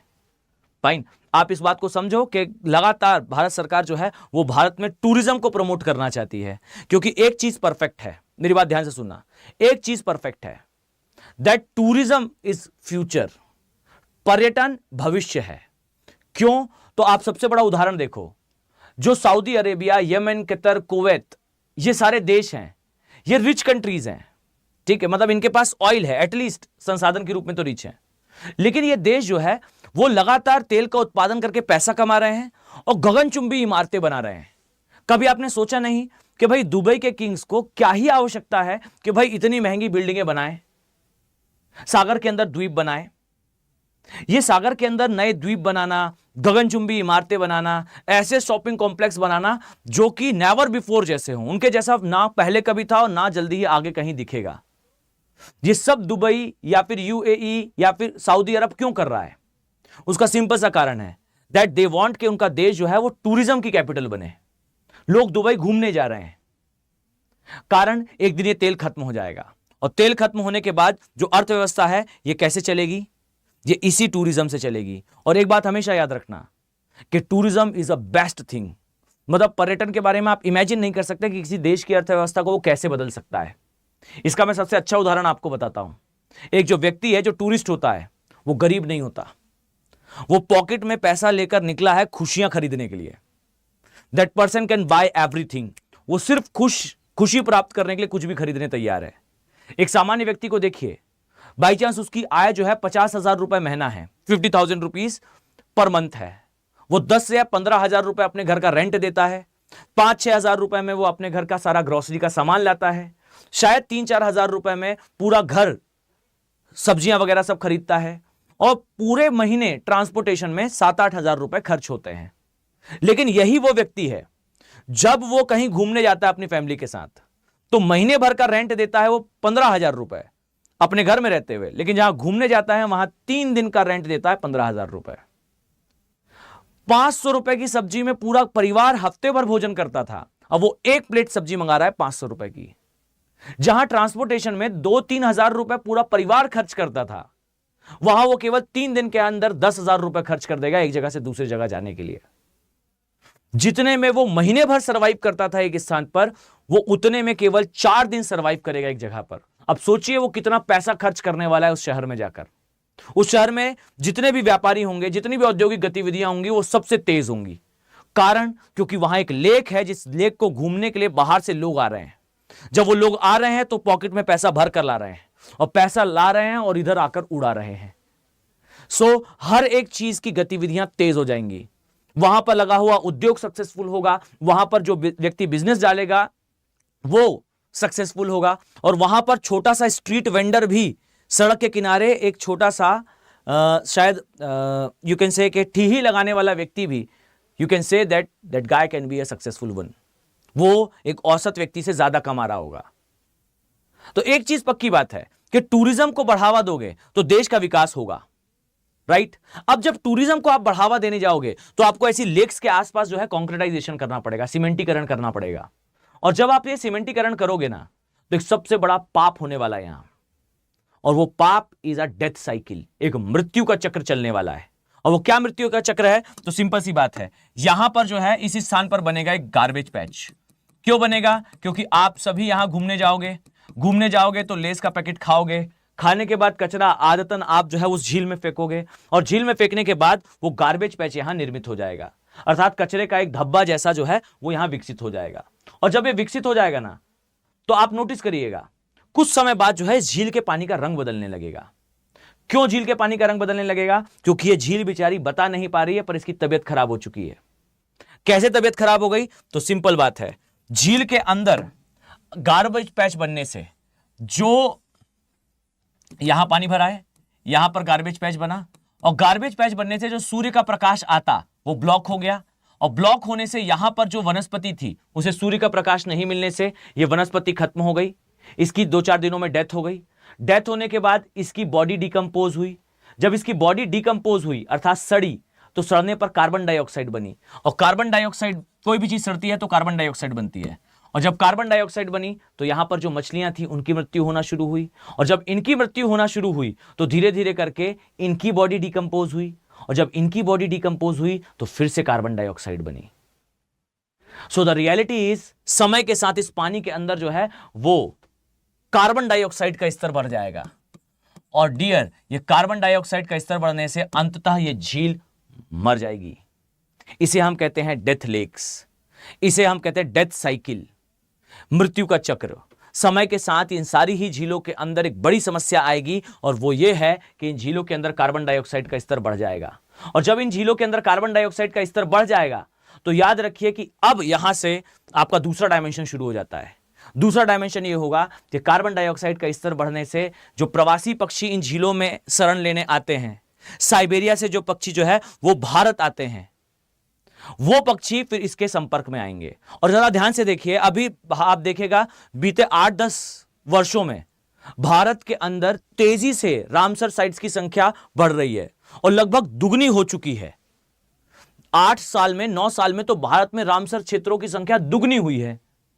कभी आपने सोचा नहीं कि क्या कारण है कि लगातार रामसर साइट्स की संख्या बढ़ रही है? तो उसका सिंपल सा उत्तर है, द रियलिटी इज कि भारत में तेजी से जितनी भी जो है वो भारत में जितनी भी जो रामसर साइट्स हैं, जो झीलें हैं, उनमें कार्बन डाइऑक्साइड का स्तर बढ़ रहा है। और इसके स्तर बढ़ने से सबसे बड़ी घटना क्या होती है? तो डियर, जब ये कार्बन डाइऑक्साइड का स्तर बढ़ता है ना बच्चों, तो इसके अंदर एक बैक्टीरिया जन्म लेता है जिसका नाम है क्लोस्ट्रिडियम।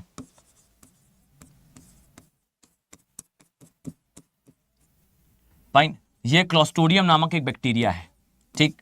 और ये जो बैक्टीरिया है ना, ये एक डिजीज कॉज करता है यहां की बर्ड्स में। कोई बताना चाहेगा कौन सी डिजीज है ये? भारत में लगातार जो है क्लोस्ट्रिडियम बैक्टीरिया भारत के आर्द्र भूमि क्षेत्रों में पाया जा रहा है। और यह बैक्टीरिया क्या करता है, वो पक्षी जो साइबेरिया में पड़ रही ठंड से अपने आप को बचाने के लिए भारत आते हैं, उनमें ये एक डिजीज कॉज करता है जिसे कहते हैं avian botulism. Fine, this is called as avian botulism. और ये जो एवियन बुटुलिज्म है ना बच्चों, ये एक बीमारी है, ये पैरालिसिस कॉज करता है, अपंगता कॉज करता है। किसमें? जो बर्ड्स हैं उनमें। और जैसे ये उड़ना शुरू करती हैं, अचानक से उड़ती हुई बर्ड्स नीचे गिर जाती हैं। अभी से कुछ समय पहले की ये तस्वीर थी जहां पर ये पाया गया कि ये जो बर्ड्स हैं, ये बर्ड्स बेसिकली सांबर झील के पास उड़ रही हैं, उड़ते हुए अचानक से जमीन पर गिर जा रही हैं और गिरने से इनकी मृत्यु हो जा रही है। यह दृश्य एकदम भयावह था। कारण हम थे। हमने विकास के लिए, नो डाउट जो अच्छा इनिशिएटिव है, हमने विकास के लिए यहां पर इन्हें कॉन्क्रीटाइज कर दिया। पर्यटक आए, उन्होंने कचरा फेंका तो भाई यहां गार्बेज पैट, डेथ की साइकिल, मृत्यु का चक्र चला, क्लोस्ट्रोडियम आया, ये पानी हमने पिया, हमें कुछ नहीं हुआ। लेकिन जब ये पानी इन प्रवासी पक्षियों ने पिया तो उन्हें एवियन बुटुलिज्म नामक बीमारी हुई और बड़े संख्या में पक्षियों की मृत्यु हुई। रफली डेटा बताता है कि 8000 पक्षी भारत में मृत्यु को प्राप्त कर चुके थे जिस समय एवियन बुटुलिज्म तेजी से फैला था भारत में। और इसका एकमात्र कारण ये आपके सामने है। और ये मैं आपको अभी क्यों बता रहा हूं, तो उसका सबसे बड़ा कारण है सांभर झील। याद रखिए, ये सांभर झील में भी हमें क्लोस्ट्रोडियम मिल चुका है। मेक इट श्योर कि सारी चीजें आपको, nobody will going to tell you कि एग्जैक्टली क्या रीजंस हैं जिस कारण से हम जो है वो इतनी तेजी से रामसर साइट्स बढ़ा रहे हैं भारत में। ठीक है, डन। सो इसे याद रखना कि यहां पर आपको भारत में इन झीलों में क्लोस्ट्रोडियम बैक्टीरिया दिखाई देता है। चलो, तो एक ये वाला सेक्शन था जो मुझे डिस्कस करना था इन्वायरमेंटल पॉइंट ऑफ व्यू से। अब वापस आते हैं। सांभर झील भारत की सबसे बड़ी अंतःस्थलीय खारे पानी की झील है। ठीक, मतलब ये भारत की सबसे बड़ी खारे पानी की झील है, लेकिन एक वर्ड लिखा है मैंने अंतःस्थलीय, इनलैंड। क्यों लिखा है, तो उसका कारण है। द थिंग इज कि इससे भी बड़ी और पूरे साउथ ईस्ट एशिया की सबसे बड़ी खारे पानी की झील चिलिका है, लेकिन वो अंतःस्थलीय नहीं है, वो सागर से जुड़ी हुई है। इसलिए याद रखना कि चिलिका झील सागर से जुड़ी हुई है, इसीलिए हम उसे काउंट नहीं करते अंतःस्थलीय में। और इसलिए सांभर झील भारत की जो है वो सबसे बड़ी ताजे पानी की झील है। पॉइंट क्लियर है सभी को? डन। चलो, अब यहां से अगली बात पर आते हैं। देखिए, यहां पर एक नदी है, आइए जरा इस नदी के बारे में बात करते हैं। यहां पर बच्चों एक नदी है, इस नदी का नाम जरा नोट डाउन करिएगा। इसे कहा जाता है लूनी नदी। ठीक, कोई जानता है लूनी नदी के बारे में? This is called as Luni river. Tell me, आप लूनी नदी के बारे में क्या जानते हैं?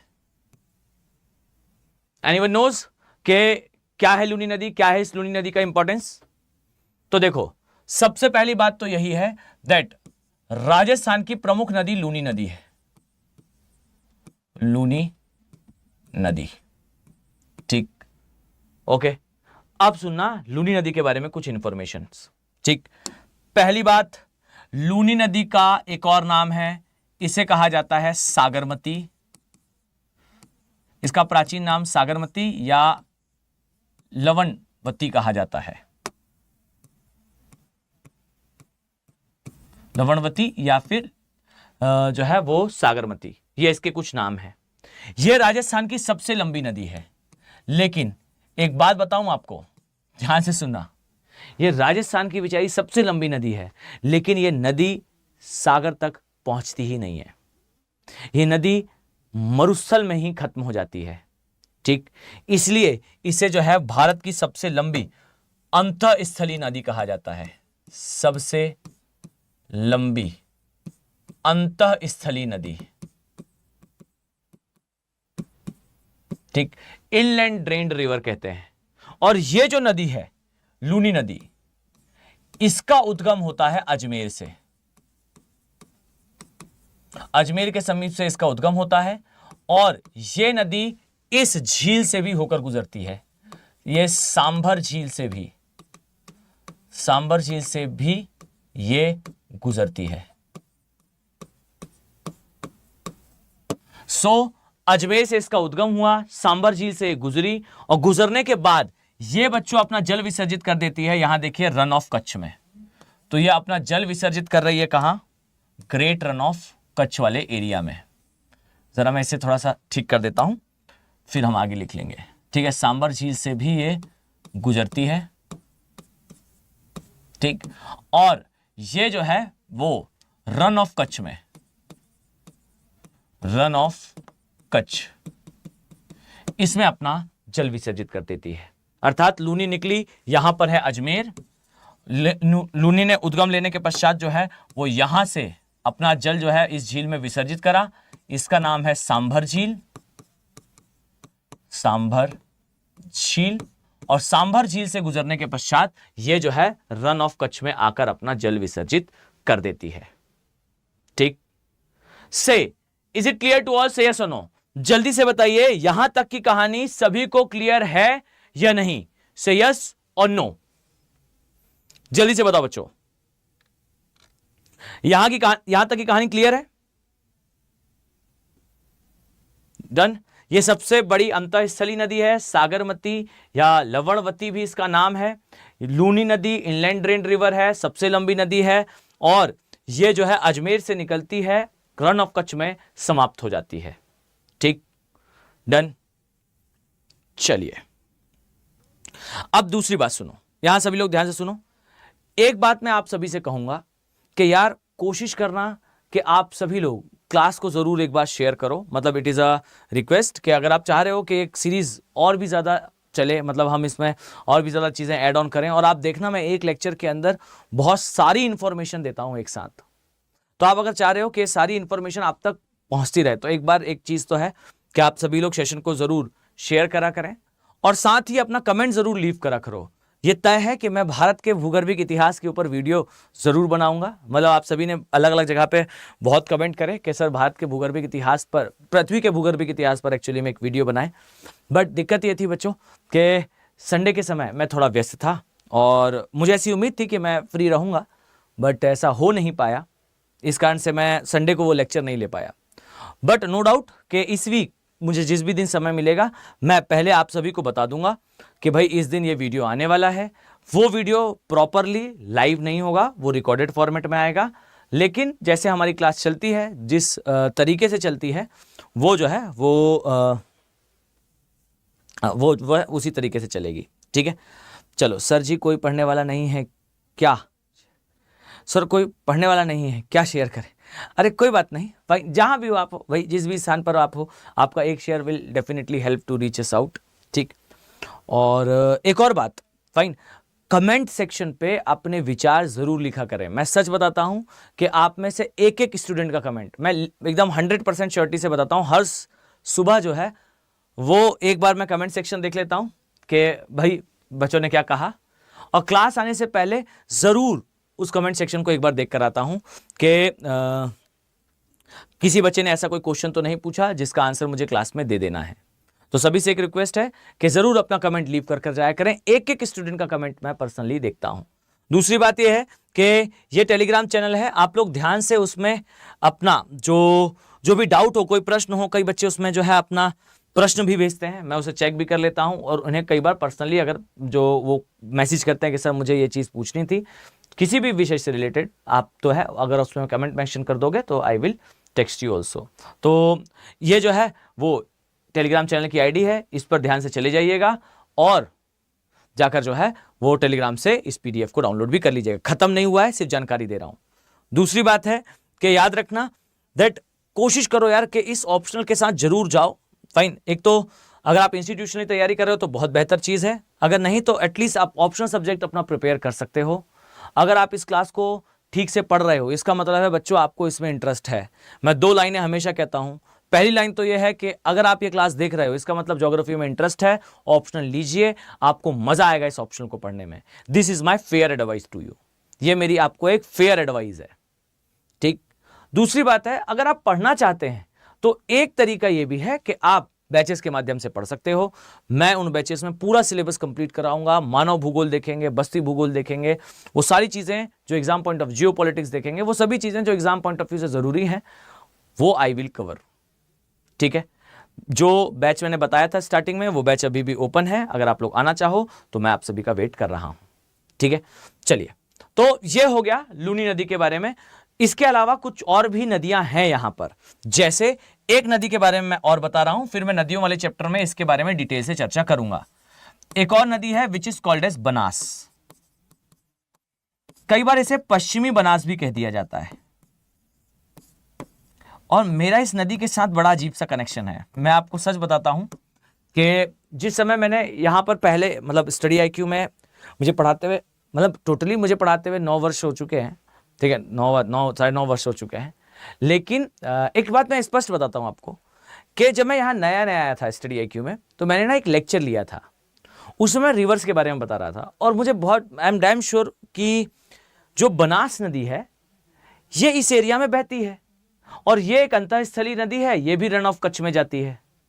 बट एक बच्चे ने कमेंट सेक्शन पे लिखा था कि नहीं सर, बनास नदी कोई अंतःस्थलीय नदी नहीं है, ये नदी जो है वो चंबल की सहायक नदी है। मैंने वहां क्लियर बताया कि लेक्चर में भी मैंने इंडिकेट करा है कि बनास नदी का एक नाम है पश्चिमी बनास, और ये बनास यहां ही जाती है। फिर भी उन स्टूडेंट ने लगातार कमेंट करा कि नहीं सर, बनास नदी चंबल की सहायक नदी है। मैंने उन्हें दिखाया कमेंट सेक्शन पे, वो स्क्रीनशॉट अटैच कराया कि देखिए गवर्नमेंट ऑफ इंडिया की वेबसाइट है, वो नदी जो है पश्चिमी बनास के नाम से वो अंतःस्थलीय नदी है। और एक दूसरी बनास और भी है जो चंबल की सहायक नदी है। चंबल की 4 मेजर सहायक नदियां हैं, काली सिंध, क्षिप्रा, पार्वती और बनास। वो एक अलग बनास है, ये एक अलग बनास है, 2 बनास नाम से नदियां हैं। बट उन्होंने कंटिन्यूसली हर वीडियो में कमेंट करा कि नहीं सर, आपने गलत बताया था, बनास नदी चंबल की सहायक नदी है। जबकि आई परफेक्टली सेज कि भाई जहां मैंने बताया वहां लिखा हुआ है पश्चिमी बनास। एक पश्चिमी बनास ये है जो गुजरात साइड जाती है, कच्छ रण के एरिया में डिसअपियर होती है, और एक बनास अलग है जो चंबल की सहायक नदी है। पर उन्होंने जो है हर एक वीडियो में जाकर लिखा कि सर आपने जो है वहां पर गलत बताया था, वहां पर जो है चंबल नदी की सहायक नदी बनास है। तो मैं फिर से कह रहा हूं भाई, ये इस नदी के बारे में एक और बनास है, वो चंबल की सहायक नदी है। वहां 4 नदियां हैं, काली सिंध, क्षिप्रा, ये पार्वती और बनास। और पार्वती एक और नदी है जो हिमाचल प्रदेश में बहती है, लेकिन वो छोटी वाली पार्वती नदी है, ये बड़ी पार्वती नदी है, ठीक है। तो इसलिए मैंने अभी आप लोगों को क्लियर कर दिया कि भाई ये वाली बनास दूसरी बनास है, तो इसका थोड़ा सा ध्यान रखना, नहीं तो पता चला आप जो है वो फिर से कमेंट सेक्शन पे शुरू हो जाए। तो इसलिए ध्यान रखना, ये बनास नदी है, ये आपको यहाँ दिखाई देती है, ठीक। तो यहाँ की नदी हो गई, यहाँ के नेशनल पार्क हो गए, यहाँ की लेक्स हो गई, यहाँ का क्लाइमेट मैंने बता दिया, और क्लाइमेट के बारे में आगे मैं चर्चा करूंगा वैसे और भी। लेकिन यहाँ एक डायमेंशन रह गया था, कुछ और मुझे यहाँ के बारे में बताना था, बातों ही बातों में मैं उसे बताना, उसका डिस्कशन रह गया, ठीक। हाँ, अब देखो कि राजस्थान का मरुस्थल, राजस्थान में जो मरुस्थल है यहां की एक समस्या है। फाइन, एक बात बताओ, आप सभी ने वो जेठालाल का शो देखा है, तारक मेहता का उल्टा चश्मा? फाइन, देखा है आप सभी ने? एक टीवी शो आता है, और मैं मानकर चलता हूं उस टीवी शो को जो है वो किसी परिचय की आवश्यकता नहीं है। That show is called as Taarak Mehta Ka Ooltah Chashmah. और उसमें आपने देखा है, सर जी ऑप्शन के नोट्स बनाना चाहता हूं, हाँ तो आइए मैं बनवाता हूं क्लास में, बिल्कुल बनवाता हूं भाई। फाइन, आप सभी ने तारक मेहता का उल्टा चश्मा एक शो देखा होगा, उसका एक बहुत फेमस एपिसोड है जहां पे जो जेठालाल महोदय हैं ये गलती से जो है वो इंटरनेशनल बॉर्डर क्रॉस करके पाकिस्तान चले जाते हैं, देखा है? अरे भाई मेरा प्रश्न ये है, कभी आपने सोचा नहीं कि डियर कैसे पॉसिबल है कि कोई पर्सन यहां से बॉर्डर क्रॉस करके गलती से पाकिस्तान चला जाए? भाई बीच में फेंसिंग थी, कहां गई? कहां गई वो फेंसिंग? उसका कारण है, और उसका कारण क्या है? उसका कारण है मरुस्थलों के अंदर दिशा भ्रम। और यह दिशा भ्रम क्यों होता है उसका सबसे बड़ा रीजन है कि भाई यहां पर रेत के टीले मूव करते हैं, अर्थात यहां पाया जाता है shifting sand dunes, shifting sand dunes, या विस्थापित होने वाले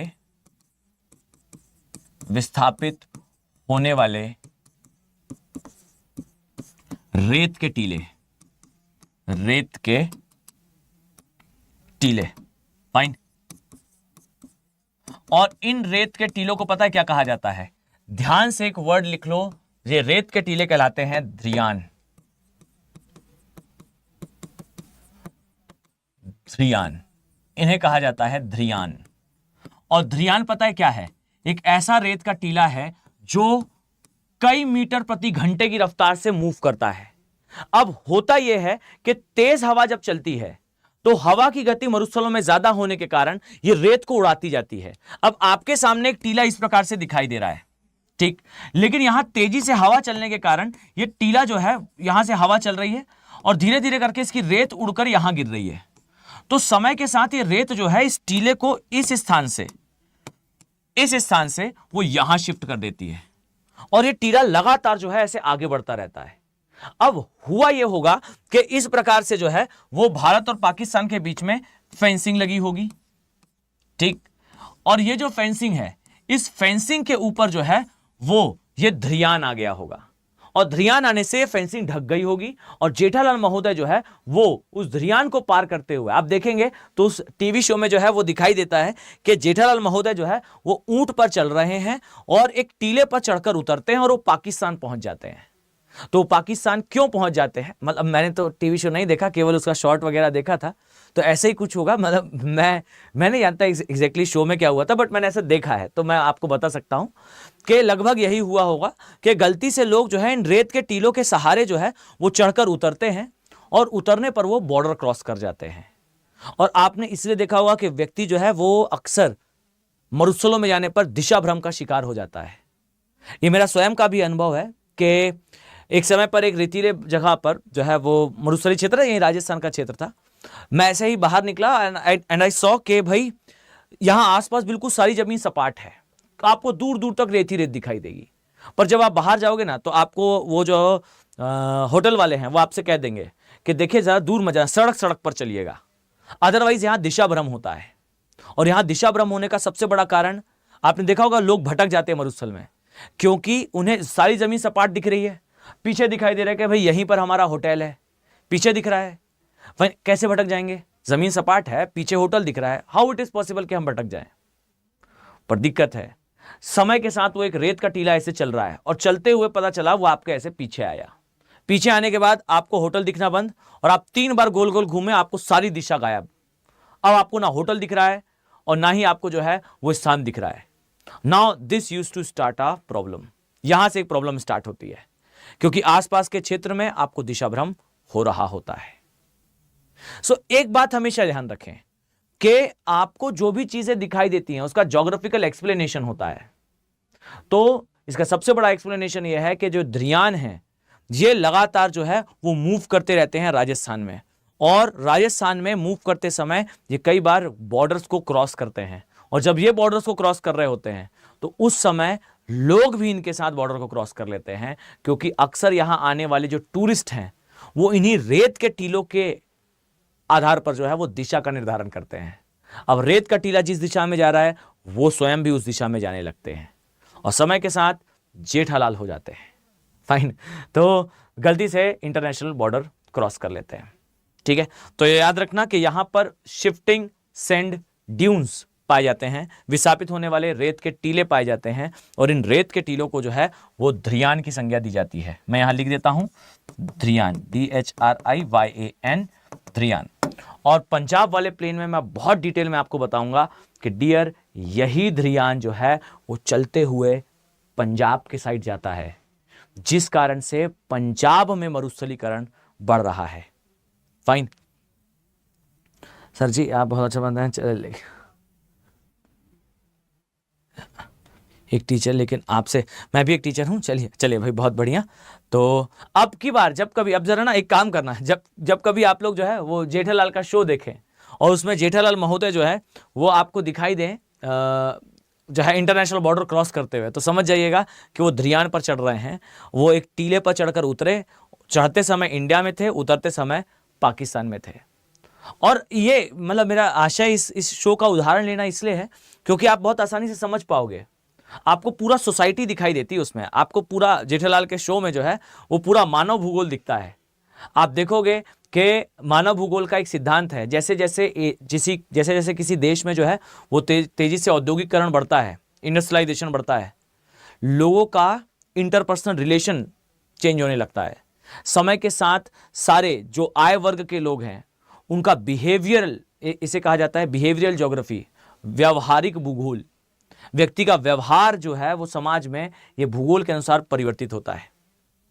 फाइन। सो आपको उसका बहुत, अब कभी किसी दिन जो है समय रहेगा तो मैं डिटेल में आपको मानव भूगोल के किसी क्लास में बताऊंगा कि आप देख सकते हो और आप बता सकते हो कि भाई आने वाले समय में समाज किस दिशा में जाएगा जैसे इसके भूगोल में परिवर्तन आ रहे हैं। फाइन। और मैं इसलिए कहता हूं कि आप इस सब्जेक्ट को पढ़िए, इसे ठीक से डिटेल में पढ़िए। यह सब्जेक्ट आपको जो है यूपीएससी के पीक तक लेकर जाएगा, क्योंकि मानव भूगोल का एक नियम है, भूगोल की सबसे इंपॉर्टेंट बात है दैट भाषा। आपकी भाषा बोलने वाले लोगों का शासन में होना जरूरी है। आपका प्रशासक ही ऐसा होगा जो आपकी भाषा ना बोले और ना समझे, तो याद रखिए वो आपकी समस्या भी कभी नहीं समझेगा। फाइन। आप एक सोसाइटी का हिस्सा हैं और उस सोसाइटी में हर बार आप, ऐसा हो नहीं सकता कि कभी आपको कलेक्ट्रेट ना जाना पड़े जीवन में, कभी आपको किसी पुलिस स्टेशन ना जाना पड़े, कभी किसी राज्य अर्थात कभी किसी स्टेट ऑफिस में ना जाना पड़े। आपको हमेशा एक ऑफिस में जाना पड़ेगा, और वो ऑफिस कैसा होगा, तो वो एक ऐसे व्यक्ति द्वारा कंट्रोल होगा जो व्यक्ति आपकी ना भाषा बोलना प्रीफर करता है और ना ही वो आपकी भाषा में बात करना चाहता है। तो वो क्या ही आपकी समस्या को समझेगा। अगर आप इस स्थिति से बचना चाहते हो तो याद रखिए कि हिंदी भाषा बोलने वाला व्यक्ति वहां तक पहुंचना चाहिए, तब आप उससे अपने आप को रिलेट कर पाएंगे। फाइन। ये एक मानव भूगोल का एक ऐसा डायमेंशन होता है, भाषाई ग्रुप कहलाते हैं, ये लिंग्विस्टिक ग्रुप्स कहलाते हैं। और इन लिंग्विस्टिक ग्रुप्स में जैसे जैसे चेंजेस आते हैं ना, वैसे वैसे सोसाइटी में भी चेंजेस आते हैं। इसका सबसे अच्छा उदाहरण आप श्रीलंका देख लो। मतलब आपको हो सकता है ऐसा लगे कि सर आप तो हर एक बात जोड़ रहे हो ज्योग्राफी से, ऐसा नहीं होता। तो मैं आपको बताता हूं, आप श्रीलंका के अंदर देख लीजिए। श्रीलंका के अंदर जो तमिल और सिन्हल पॉपुलेशन की प्रॉब्लम थी, इसका मेजर बेसिस जो था वो लैंग्वेज ही तो था। तमिल लैंग्वेज को रिकॉग्नाइज नहीं कर रहे थे। सिन्हल पॉपुलेशन जो है तमिल को एज अ लैंग्वेज रिकॉग्नाइज नहीं कर रही थी। जब आप एक लिंग्विस्टिक ग्रुप को रिकॉग्नाइज नहीं करोगे तो धीरे धीरे वो अपना एग्जिस्टेंस खोने लगेगा और फिर वो जो है वो रिटेलिएट करता है। अब यहां पर ऑब्वियसली यहां पर भारत की स्थिति ऐसी नहीं है, मैं तो सिर्फ आपको बता रहा हूं कि लिंग्विस्टिक बेसिस पर विवाद होते हैं, ठीक। और यहां पर हिंदी और इंग्लिश के बीच फालतू का कनेक्शन मत बिठाना, क्या हिंदी और इंग्लिश के बीच में ऐसा विवाद था, वहां बहुत क्रूर संबंध है, यहां पर ऐसा नहीं है। भाई मतलब ऐसा बिल्कुल भी संबंध नहीं, मैं बस आपको बता रहा हूं दैट लैंग्वेज के बेसिस पे डिस्पैरिटीज बढ़ती हैं। तो अगर आप चाहते हो कि ये अंतर ना आए तो आपका सिलेक्शन लेना जरूरी है। आपको आपकी लैंग्वेज को जो है वो रिकॉग्नाइज करना पड़ेगा स्वयं। ओके, स्वयं रिकॉग्नाइज करना पड़ेगा। रिकॉग्नाइज तो है ही, ऑब्वियसली भारत का नाम ही हिंदुस्तान है, हिंदी लैंग्वेज रिकॉग्नाइज्ड है, वो श्रीलंका जैसी प्रॉब्लम नहीं है। लेकिन एक प्रॉब्लम यह है कि अगर हम सिलेक्शन ही नहीं लेंगे तो हम अपना रिप्रेजेंटेशन खोते जाएंगे प्रशासन में। तो आप चाहते हो आपका रिप्रेजेंटेशन रहे तो ठीक से जो है वो पढ़ाई करिए। और मेरा हर बार एडवाइस होगी कि do opt this subject as a optional subject, एक ऑप्शनल विषय की तरह इसे जरूर ऑप्ट करें, ठीक। यहां पर हाँ, फिर वो आपके ऊपर है कि आपको मेरे साथ उस चीज को पढ़ना है या नहीं, बैचेस में उसकी पढ़ाई करनी है या नहीं, it is up to you. Fine. ये बहुत सारी चीजों पर डिपेंड करता है, ठीक। बट एटलीस्ट इस सब्जेक्ट को जरूर पढ़ें, ठीक है। यहां पर हमारा राजस्थान का उत्तर भारत के विशाल मैदान का विभाजन और विभाजन के बाद एक पोर्शन राजस्थान का मैदान ये कंप्लीट हो रहा है। इसके बाद मैं पंजाब के मैदान से स्टार्ट करूंगा और पंजाब के मैदान में डिटेल में देखेंगे कि पंजाब का मैदान कैसे बीहड़ में बदल रहा है और पंजाब का मैदान कैसे मरुस्थल में बदल रहा है। इसका वैश्विक कारण भी जानेंगे, इससे जियोपॉलिटिक्स कैसे पंजाब में ड्रग की प्रॉब्लम जो है वो यहां पर जो बीहड़ का निर्माण हो रहा है उससे रिलेटेड है। बीहड़ क्या होते हैं, बीहड़ कैसे जो है किसी स्थान के सामाजिक आर्थिक स्थितियों को चेंज करते हैं, से लेकर जो राजस्थान का मैदान से आने वाले धरियान हैं उसके कारण मरुस्थलीकरण का प्रभाव तक, ये सारी चीजें हम देखने वाले हैं। कल की क्लास में, ध्यान से आ जाना कल की क्लास में। एक बात, दूसरी बात, सेल चल रही है, प्राइजेस में सिग्निफिकेंट डिस्काउंट है, संपूर्ण बैच के फॉर्म में आप डेफिनेटली एनरोल कर सकते हो, आपको इन कोर्सेज में सिग्निफिकेंट डिस्काउंट मिलेगा। जस्ट इतना याद रखना, by using AK live code. भाई मैं हर बार ये बताना भूल जाता हूं और आप भी जो है वो इसे ध्यान नहीं रखते, तो कोई जिम्मेदारी उठा ले कि वो मुझे ही याद दिला दिया करे, मैं अपना ही कोड बताना भूल जाता हूं भाई। तो इसका ध्यान रखिएगा, जब भी कोर्सेज में एनरोल करें, do apply this code, that is AK live code.